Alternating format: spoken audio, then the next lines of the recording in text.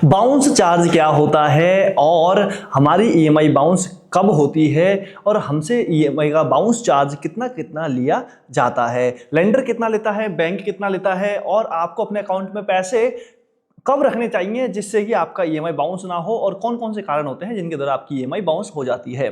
चलिए दोस्तों विस्तार से जानते हैं।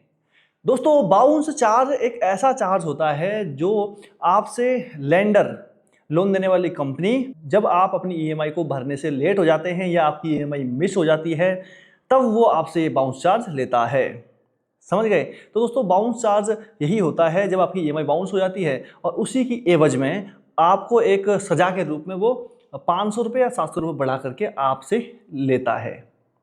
तो दोस्तों एक बात ध्यान दीजिएगा, जो बाउंस चार्ज है ये एक कंपनी अलग तरीके से काटती है और जो आपका बैंक है वो अलग तरीके से काटेगा। कैसे? मान के चलिए आपको आज किस्त भरनी थी और आप आज किस्त भरने में लेट हो गए हैं, आपके अकाउंट में पर्याप्त पैसा नहीं है, तो ध्यान दीजिएगा यहाँ पर दो चार्ज करते हैं। एक करता है बाउंस चार्ज, एक होता है दोस्तों आपके अकाउंट में पैसा न होने का चार्ज, जो आपके अकाउंट में पैसा नहीं हुआ ना, इनसफिशिएंट जो चार्ज होता है वो कटेगा 200 रुपये से लेकर 300 के बीच, 500 के बीच में, और वो काटेगा आपका बैंक। और जो बाउंस चार्ज है जिसके पास किस्त नहीं पहुंची है वो करता है लगभग 500 रुपये से लेकर 1200 के बीच में, अलग अलग कंपनी के ऊपर ये डिपेंड कर सकता है। जो अपना बजाज वाला है वो काटेगा 700 रुपये से लेकर 1200 के बीच में, और लोन के स्तर को देखते हुए, समझे? तो वो क्या करते हैं कि बैंक वाले काट लेते हैं 500 रुपये और अपना 700 रुपये काट लेता है अपना बजाज वाला, या कोई दूसरा लेंडर होता है वो काट लेते हैं। इस प्रकार से दोनों मिलकर एक बेचारे आम ग्राहक को लूटने की कोशिश करते हैं। लेकिन दोस्तों इसमें जो ग्राहक है इसके भी कम फंदे नहीं होते हैं, बेचारे के पास पैसा होता नहीं है, ईएमआई पर सामान लेता है और इस ट्रैप में फंस जाता है। तो दोस्तों ऐसे कौन कौन से कारण हैं जिनके द्वारा आपकी ईएमआई मिस होगी? सबसे पहला है आपके अकाउंट में पैसा पर्याप्त ना होना। जब ईएमआई, काफ़ी लोग बोलते हैं हाँ भाई मैंने तो पैसा डाल दिया था फिर क्यों कट गया। दोस्तों हो सकता है कि आपकी जो ईएमआई का जो रिक्वेस्ट होता है ना, ईएमआई कटने की जो रिक्वेस्ट होती है वो रात को ही लग गई हो और आपने अकाउंट में पैसा अब डाला हो। तो दोस्तों ऐसे में एक काम कीजिएगा, जब जिस दिन आपकी ईएमआई कटती है, जैसे कि मान के चलिए अपना जो बजाज फाइनेंस है इसकी ईएमआई कटती है 2 तारीख को, जब 2 तारीख को वो ईएमआई कटती है ना तब आपको पैसा पीछे के 1 तारीख जो है ना, 1 तारीख के दिन में ही अपना पैसा उसमें डाल देना है अकाउंट में। ये पैसा कब कटेगा आपको? 2 तारीख को। ये कटेगा 1 तारीख के रात के 12 बजे से लेकर 2 तारीख के रात के 12 बजे तक वो पैसा कभी भी कट सकता है। इस बीच में जब लेंडर आपके अकाउंट में एक ईएमआई की रिक्वेस्ट डालेगा तब रिक्वेस्ट अप्रूव करेगा आपका बैंक। अगर पैसा अकाउंट में हुआ तो कट जाएगा और आपके अकाउंट में पैसा नहीं हुआ तो आपके ऊपर बाउंस चार्ज और ईसीएस मैंडेट चार्ज भी लग जाएगा, और उसको बैंक वाले भी अपने अलग पैसे ले लेंगे और आपका जो लेंडर है वो पैसा अलग से निकाल लेगा। समझ गए? हालांकि अगर आपके अकाउंट में पैसे नहीं हुए दोनों तो वो दोनों पैसे नहीं निकल पाएंगे, लेकिन आपको जो अगर ये किस्त है ना इनमें दोनों का पैसा भर के आगे भरना होगा।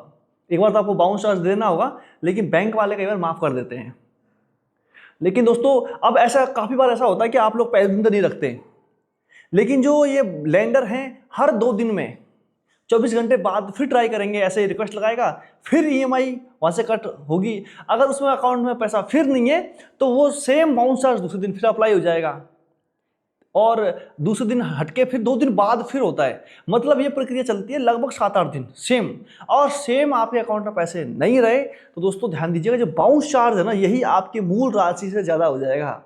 जो आपकी ईएमआई है वो उस ईएमआई से ज़्यादा हो जाएगा और आपको ये भरना ही होगा, इसके अलावा कोई दूसरा रास्ता नहीं है।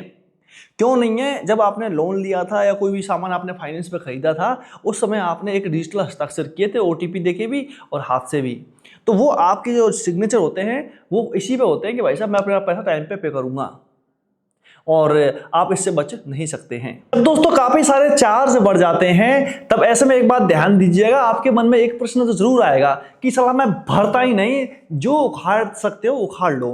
तो दोस्तों एक बात ध्यान दीजिएगा, ऐसा ही काम एक हमारे दूसरे भाई बंधु ने किया था, जिसमें आप देख सकते हो उस बंदे की जो ईएमआई थी वो सिर्फ 11,000 रुपये का फ़ोन उसने ऑनलाइन लिया था और उसने सेम तरीके से काम किया कि भैया ईएमआई बाउंस हो गई और वो भर नहीं पाया, तो उसमें देख सकते हो कि अब इसका बकाया कितना है, बकाया है 7,000 रुपये, जबकि दोस्तों वो 20,000 रुपये से ऊपर भर चुका है।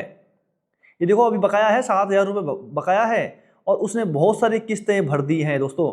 ये देखो 11 महीने का था, सिर्फ इतना बकाया था, लेकिन उसने बहुत सारी किस्तें भर दी हैं, आप काउंट कर सकते हो इसमें से। और मेरे खुद ने उसे ईएमआई काउंट की थी, तो बहुत सारी ईएमआई थी, देख सकते हो इसमें। ये जो ईएमआई है वो उसने इतनी सारी ईएमआई भर दी है, और आप इन ईएमआई को काउंट कर लोगे ना, अगर आप इन ईएमआई को काउंट करते हो तो दोस्तों एक बात ध्यान दीजिएगा, ये उसकी जो फाइनेंस की गई राशि थी ना, जो उधारी की राशि थी, उधारी की राशि के दुगना पैसा हो गया, और लास्ट में इसको मतलब पूरा पैसा भर के अपना पीछा छुड़ाना पड़ा था। तो दोस्तों ऐसे में अपनी ईएमआई को बाउंस ना होने दें, और पैसे का जुगाड़मेंट लगभग 24 घंटे पहले ही कर दें।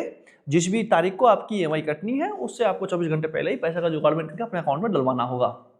और आप लोग जो लोकल एजेंट को पैसा देते हो, इनके भरोसे ना बैठें, क्योंकि दोस्तों कई बार ये लोग भी अपना जो ईएमआई होता है वो पे करने में असमर्थ हो जाते हैं, लेकिन भाई साहब आपकी जेब में बट्टा पड़ जाता है। समझ गए? तो बाकी दोस्तों आशा करता हूं कि आपको जानकारी अच्छी लगी होगी। कोई दिक्कत आए नीचे कमेंट जरूर कीजिएगा। मैं हूं धीरेन्द्र सिंह बिष्ट और आप भी देख रहे हैं टेकनेट मी। चैनल सब्सक्राइब जरूर कीजिएगा।